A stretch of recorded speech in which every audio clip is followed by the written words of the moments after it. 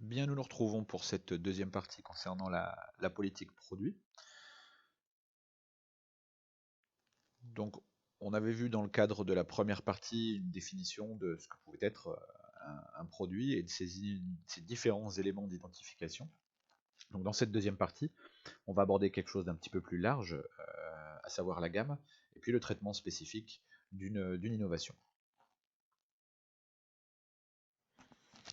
Donc, premier élément extrêmement important à comprendre concernant la gamme de produits que vous pouvez proposer, soit en magasin, soit en tant que constructeur, et c'est ce qu'on appelle le cycle de vie. Un produit, comme un être humain, eh bien, il va suivre un cycle tout au long de sa vie. Il va naître, il va évoluer, et puis il va finir par mourir. Donc, dans cette phase, dans cette courbe, pardon, on va pouvoir identifier quatre phases importantes de la vie du produit. Donc, au tout début de sa vie, on va parler du lancement du produit, puis on va essayer, par les techniques marketing, de faire évoluer ce produit vers une phase de croissance, où on va constater une augmentation exponentielle des ventes. Ensuite, on va avoir une phase qu'on va appeler la phase de maturité, où les ventes vont un petit peu stagner, et c'est surtout cette notion qu'on retiendra. Elles vont stagner, mais à un maximum. Et puis ensuite, ce produit va rentrer dans une phase de déclin pour finir par mourir. Alors, à cette phase, on peut rajouter différentes autres phases qui peuvent rentrer en ligne de compte. La première phase, bien sûr, c'est avant le lancement, toute la phase de recherche et développement, hein, dans laquelle on va concevoir le produit et définir toute sa stratégie, et notamment les 4 P. À la fin de sa vie, on va avoir deux choix qui vont s'offrir à nous, on y reviendra. Soit on va tenter de relancer le produit par une modification technologique ou une autre innovation, ou alors on va accompagner le déclin et on va laisser mourir ce produit. Donc pour chacune des phases, on va avoir des caractéristiques différentes qu'il va falloir aussi correctement appréhender pour pouvoir faire les bons choix d'un point de vue du marketing. Donc, on va pouvoir aborder ces différentes phases au travers de trois aspects importants: l'aspect financier, l'aspect commercial et l'aspect communication. Donc, pour la première phase, la phase de lancement, d'un point de vue financier, on va souvent parler d'une rentabilité nulle, voire une rentabilité pardon, négative. Pourquoi cette rentabilité-là?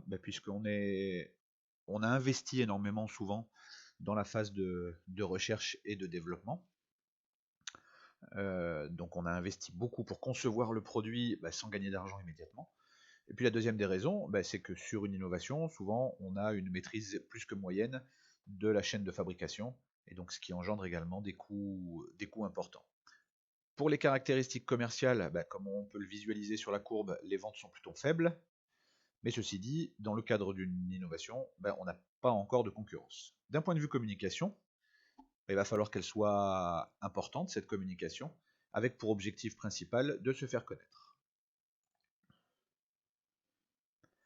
Pour la phase de croissance, on peut commencer à voir apparaître de la rentabilité, puisqu'on a une meilleure maîtrise de la chaîne, et que, là aussi on peut le visualiser, le chiffre d'affaires va augmenter puisque les ventes augmentent. La concurrence peut apparaître dans le cadre d'une innovation, euh, surtout si ça fonctionne, ça va donner des envies aux autres. D'un point de vue de la communication, là encore, on maintient une communication très importante, avec pour objectif principal de fidéliser nos premiers consommateurs pour pouvoir arriver vers la phase suivante, donc la phase de maturité, où là, on va observer une rentabilité maximale, on maîtrise la chaîne de fabrication, euh, et on a rentabilisé, théoriquement, les coûts de la phase de recherche et de développement. Donc d'un point de vue commercial, on l'a dit tout à l'heure, les ventes sont au maximum, d'accord? Donc on fournit la demande d'une manière optimale, et la concurrence peut à ce moment-là s'avérer extrêmement forte, d'où un besoin de communication également important, pour continuer à fidéliser bien entendu, mais surtout pour essayer de maintenir les parts de marché acquises lors des phases précédentes. Et puis tout l'objectif de cette communication va être également de maintenir un maximum, de faire durer au maximum cette phase de maturité qui est, vous l'avez compris, la plus rentable. Pourtant, en marketing, on considère que il y aura forcément à un moment donné une phase de déclin, soit la demande a changé, hein, et puis elle ne s'intéresse plus à notre produit, euh, soit la concurrence est extrêmement forte et on a du mal à maintenir nos parts de marché, ou ils sont arrivés avec un meilleur produit que le nôtre, etc. Il y a plusieurs raisons pour arriver à cette phase de déclin. Donc, on va observer une rentabilité qui va baisser, s'offre alors deux choix à nous, hein, ils sont identifiés sur cette courbe. Soit on peut accompagner le déclin, laisser mourir le produit, et on verra les choix qu'on peut faire, ou soit on va essayer d'apporter une petite modification à notre produit et d'y apporter une relance. Donc commercialement parlant, les ventes sont en baisse, forcément. Et ensuite, on va devoir identifier si c'est uniquement notre produit qui baisse, dans quel cas là on aurait un problème de part de marché, un problème de concurrence, ou alors si c'est l'intégralité du marché qui décline, et là ça serait plutôt le signe que la demande est en train de changer et que notre type de produit ne convient plus. On va continuer à communiquer, quels que soient les choix qu'on va faire. Alors on peut communiquer pour déstocker si on a choisi d'accompagner le déclin, ou alors on va également communiquer de manière importante pour faire connaître les éventuelles modifications.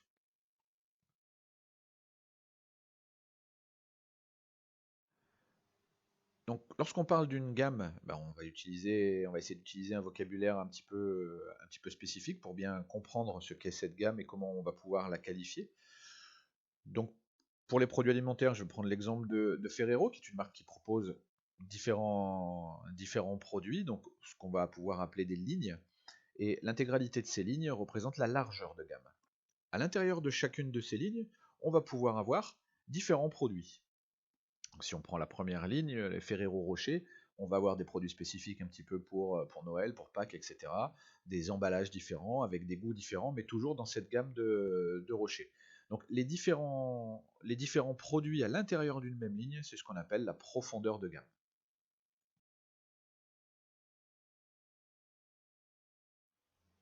Un autre exemple concernant l'agro-fourniture cette fois, on peut prendre l'exemple de Lely, qui a une largeur de gamme assez importante avec différents matériels pour la traite, l'alimentation, le bâtiment, etc., etc.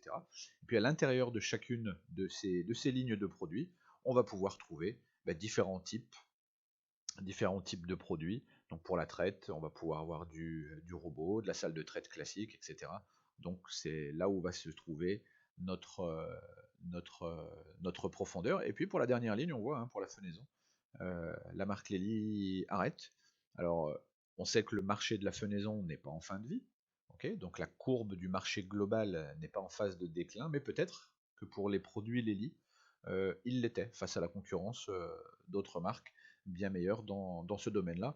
Ou alors on peut aussi évoquer une stratégie de recentrage qui fait qu'on abandonne certaines activités dans lesquelles on n'est pas suffisamment identifié, peut-être pas suffisamment bon d'ailleurs, pour se recentrer sur les activités pour lesquelles on est plutôt leader.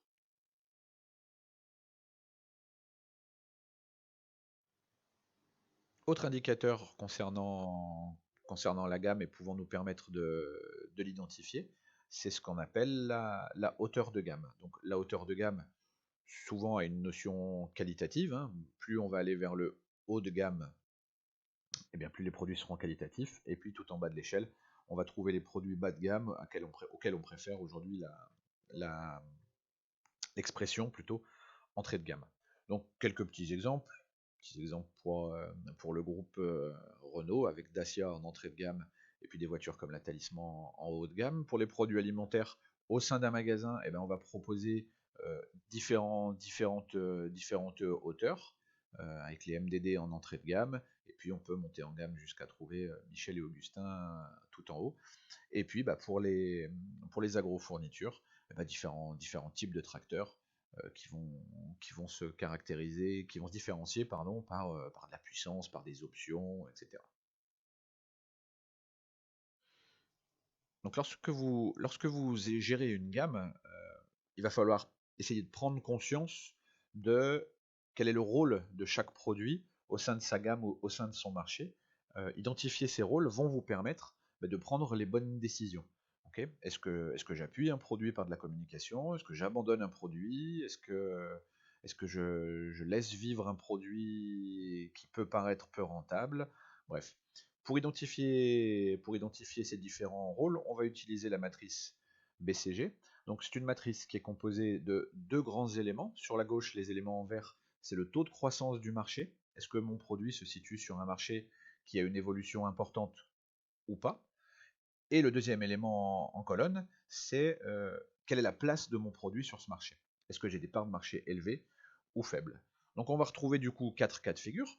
Donc le premier cas de figure, on va l'identifier sur un taux de croissance important du marché et un produit qui a des parts de marché très élevées sur celui-ci. Donc on va parler d'un produit vedette. Et ce produit vedette, il nous aide à travailler le chiffre d'affaires, il nous aide à travailler l'image de notre entreprise. Par contre, petit bémol, même s'il s'appelle vedette, il peut avoir des profits moins importants que l'on pourrait croire.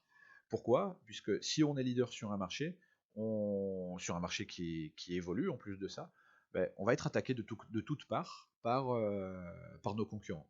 Donc il va falloir absolument essayer de conserver ces parts de marché pour rester le leader du marché.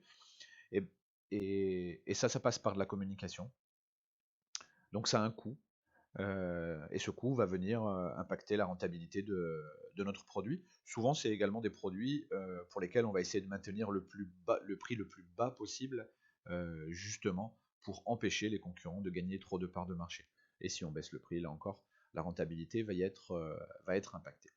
Deuxième cas de figure, on est toujours sur un marché à très fort taux de croissance, mais avec un produit cette fois qui a une place plutôt petite sur ce marché, avec de faibles parts. C'est ce qu'on va appeler un produit dilemme. Dilemme pourquoi? Parce qu'on va pouvoir avoir deux choix sur ce produit-là. On va pouvoir prévoir des investissements, notamment en termes de communication ou de modification de produit, pour essayer de lui faire gagner des parts de marché. Et puis si la bataille paraît trop compliquée, voire perdue d'avance, on va pouvoir également décider de l'arrêt de ce produit et se concentrer sur d'autres produits de notre gamme. Nouveau cas de figure, cette fois sur un marché qui a une évolution moindre, voire un marché qui régresse, mais sur lequel on est leader. Donc c'est un produit qu'on va appeler vache à lait, comme son nom l'indique, c'est un produit qui va être pour nous extrêmement rentable, puisque un marché qui n'évolue peu va attirer finalement très peu de concurrents. Donc on a une place qui peut s'avérer extrêmement confortable. Il va quand même falloir faire une veille concurrentielle, hein, puisque si on génère d'énormes profits, ça va se savoir et d'autres pourraient avoir l'idée de venir nous concurrencer. Et donc l'objectif va être de maintenir nos parts de marché élevées le plus possible pour pouvoir être rentable le plus longtemps possible. Et dernier cas de figure, on est toujours sur un marché qui évolue peu ou n'évolue pas ou régresse, mais avec un produit qui est marginal sur ce marché, qui est tout petit. Donc c'est ce qu'on va appeler un produit poids mort. Donc pour le produit poids mort, on va avoir deux solutions. Soit on arrête le produit purement et simplement puisqu'il n'a pas d'avenir, ou soit on est sur un cas d'hyper spécialisation et que notre produit a sa place quand même sur ce marché et notre spécificité, notre spécialisation justifie le fait que l'on se maintienne sur ce marché-là. Donc, quand on parle d'innovation, on va avoir une démarche qui peut s'apparenter à la démarche marketing qu'on a vue dans la première partie, mais avec des notions un tout petit peu différentes, puisqu'on parle d'innovation. Donc, tout va partir d'une idée, hein, au travers de différents outils qui peuvent être le brainstorming ou simplement le développement d'une idée générale. Ensuite, on va passer à une phase d'étude. Ce sont des éléments que vous maîtrisez puisqu'on les a vus en première partie. Ensuite, une phase d'action dans laquelle on va concevoir ce produit au travers de son prototype. Et puis on va mener certains tests auprès des consommateurs, auprès de la demande. Ces tests ont pour objectif de nous faire prendre une décision de lancement ou non. Si lancement il y a, on va définir le positionnement du produit et ce mix marketing. Cette démarche-là, comme la démarche globale en marketing, a pour but de limiter le risque d'échec et favoriser le lancement du produit et son entrée la plus rapide possible dans une phase de croissance et ensuite faire perdurer une phase de maturité. Donc une des notions importantes au lancement d'un produit, ou plutôt avant le lancement d'un produit, ça va être d'identifier ou comment dire, de réfléchir et de créer son positionnement. Qu'est-ce que c'est que le positionnement d'un produit? Donc c'est la conception du produit et de son marketing dans le but de lui donner une place déterminée dans l'esprit du consommateur. Donc quelle image j'ai envie de donner? Qu'est-ce que j'ai envie de provoquer comme ressenti de la part du consommateur quand il consomme mon produit ou quand il réfléchit à mon produit?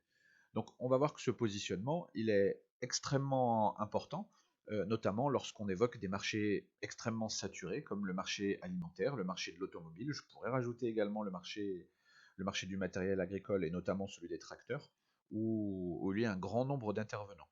Donc ce positionnement va être très important, puisqu'il va nous permettre, s'il est réussi, de nous différencier et d'avoir une place bien spécifique dans l'esprit du consommateur. Donc, un bon positionnement, qu'est-ce que c'est? Et quels sont les outils qui vont nous permettre de travailler ce positionnement? Donc, d'abord, un bon positionnement, il doit être clair, il doit être simple à comprendre, et ça passe par une communication cohérente avec le produit. En cours, je prends l'exemple du début des années 2000, où quand Renault avait sorti son modèle Avantime, il me semble, euh, où ils avaient essayé d'avoir un positionnement ultra qualitatif, mais à un prix abordable ou à un prix décroché. Je sais pas comment le qualifier. Quoi qu'il en soit, ce positionnement, le consommateur ne l'a pas compris et cette voiture a été un échec. Deuxième élément, il faut que le positionnement corresponde à une attente du consommateur. Et donc, on va répondre à ce besoin de correspondance avec les attentes par la conception du produit, une utilisation adéquate, un fonctionnement, une durée de vie qui correspondent à ce que le consommateur recherche. Le positionnement doit également être crédible par rapport aux caractéristiques du produit, et notamment par une stratégie de prix pertinente, on le verra juste après. Euh, Prendre un positionnement ultra qualitatif à des prix ultra décrochés est une stratégie extrêmement dangereuse, voire impossible. A l'inverse, bien évidemment, avoir un prix très élevé avec une image qualitative moindre euh, est quelque chose qui est déjà voué à l'échec. Dernier élément, le bon positionnement, il doit être original par rapport aux concurrents. Dans des marchés saturés, comme on l'a dit, l'idée, ça va être de se démarquer. Donc un positionnement original, ça passe par la marque, le logo, le design ou la communication, et on essaiera de trouver quelques exemples. Il y en a un qui me vient à l'esprit, on en parle régulièrement en cours, c'est la marque Michel et Augustin, qui fait des desserts, mais par son packaging, sa marque, son logo, euh, et globalement sa stratégie d'entreprise se démarque de ses concurrents, parfois avec une image un petit peu vieillotte. Donc pour comprendre tous ces éléments-là, je vous invite à faire quelques recherches et pour comprendre ce qu'est un bon positionnement, eh bien on peut essayer d'abord d'envisager qu'est-ce que c'est qu'un mauvais positionnement. Donc au travers les liens que vous avez sous les yeux, je vous propose deux articles qui datent un peu pour certains, hein, mais qui vous donneront de bonnes idées de ce que c'est qu'un un positionnement raté. Toujours sur le positionnement, dans la même idée, on va pouvoir visualiser ce positionnement afin de définir notre stratégie et de faire le bon choix. Et cette visualisation, pardon, elle passe par ce qu'on appelle la carte perceptuelle. Donc, c'est un graphe sur lequel on va poser des éléments de positionnement. Je vous propose là les deux éléments les plus fréquemment mis ensemble, hein, c'est bien sûr le rapport qualité-prix, mais on peut en trouver d'autres. On peut voir apparaître l'image de sympathie, la sympathie auprès du consommateur, que l'on peut croiser avec la participation, par exemple, l'expérience client. Est-ce que ma marque inclut le client dans ses choix ou dans sa vie de tous les jours? Bref, donc sur cette carte perceptuelle, on va pouvoir venir positionner nos concurrents. Par exemple, sur un marché X, on a un concurrent qui est positionné très qualitatif, mais très cher. Et puis un second concurrent qui a une image qualitative également, légèrement moindre, mais qui a des prix également un petit peu moindres. Et comme ça, je vais venir positionner pratiquement tous mes concurrents pour pouvoir ensuite, moi-même, faire un choix de stratégie de positionnement. D'accord? Donc, quelles sont ces stratégies? Eh bien, on va en avoir 3 stratégies, donc de positionnement en fonction de l'existence sur le marché. Je vais pouvoir avoir d'abord une stratégie d'imitation. Je choisis un positionnement identique à celui d'un concurrent, un positionnement qui marche de préférence, euh, ce qui revêt plusieurs avantages. Le coût réduit de la recherche et développement notamment, puisque c'est un positionnement déjà connu, donc les coûts seront moindres. A l'inverse, ces coûts moindres de recherche et développement vont être compensés, entre guillemets, par un effort marketing important de communication, puisque même si je choisis un positionnement identique, je vais devoir quand même essayer de me démarquer. Et c'est une stratégie qui est extrêmement difficile si on a un leader extrêmement fort sur le marché. Je pense notamment au marché du cola avec la marque Coca-Cola. Donc un bon exemple de stratégie d'imitation, hein, ce sont les MDD. Et pour avoir vu un reportage récemment sur Lidl, euh, Lidl assume cette stratégie et copie les recettes, les packaging de ses concurrents. Deuxième stratégie possible, une stratégie de différenciation. Donc j'ai un positionnement quasi similaire à celui d'un concurrent, mais je vais me différencier par différents éléments pour avoir une place bien spécifique. Par exemple, euh, je vais, je vais, je cherche mon exemple. Je vais me différencier, restons sur Michel et Augustin, je vais me différencier par la communication, par la marque, par le logo, par du visuel un petit peu en décalage avec ce qui se fait d'habitude. Donc du coup, l'avantage que je vais générer, c'est que mon image sera plutôt difficile à imiter. Et si quelqu'un vient l'imiter, je resterai quand même le précurseur, l'innovateur, et dans la tête du consommateur, ça a un vrai poids. Et puis avec tout ce qu'on entend de contrefaçon, etc., finalement, la majorité des consommateurs apprécient guère le fait de copier purement et simplement. Ça va nécessiter par contre des efforts marketing importants selon l'élément de différenciation que j'ai choisi. Donc je vous mets les 4 P puisqu'on va pouvoir se différencier sur chacun de ces éléments-là dans cette stratégie de différenciation. Et bien sûr, ça va nécessiter de gros efforts de communication pour faire comprendre aux consommateurs cette différenciation. Voilà quelques exemples qu'on peut citer. Donc on retrouve Michel Augustin, on retrouve Free notamment sur une stratégie de prix légèrement en décalage. Et puis on peut parler de Leclerc dans le marché de la grande distribution, qui a une stratégie de communication qui est reconnaissable.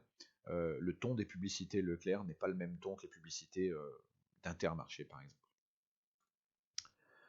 Dernière stratégie, je vais choisir un positionnement vacant, occupé par personne, pour être le seul à occuper cette place. Donc je vais avoir un avantage concurrentiel, puisque je serai seul sur ce positionnement-là. Par contre, c'est extrêmement coûteux à la fois en recherche et développement et en communication, puisqu'il va falloir faire connaître notre produit et faire comprendre ce positionnement novateur. Par exemple, alors ça date un peu, mais le positionnement du Renault Espace, c'était un autre siècle, mais il n'empêche que c'était alors j'allais dire SUV, c'est pas le bon mot, mais le premier monospace, voilà, sur le marché de l'automobile. Apple a une stratégie aussi d'innovation, précurseur dans beaucoup de domaines, et pas seulement sur la conception des produits, mais également sur la communication. Donc voilà pour la stratégie de positionnement.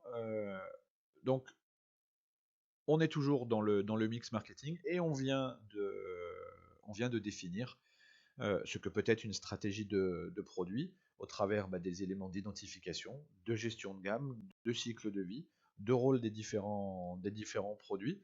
En parallèle, le marketeur, en parallèle de cette définition de stratégie produit, eh bien, va réfléchir aux autres points de cette stratégie et prenez conscience que tous les choix qu'on vient de faire sur la stratégie de produit vont impacter à la fois la stratégie de prix, la stratégie de communication, hein, notamment pour définir le positionnement comme on vient de le voir, et la stratégie de distribution que nous verrons, ces trois éléments-là, nous verrons très prochainement.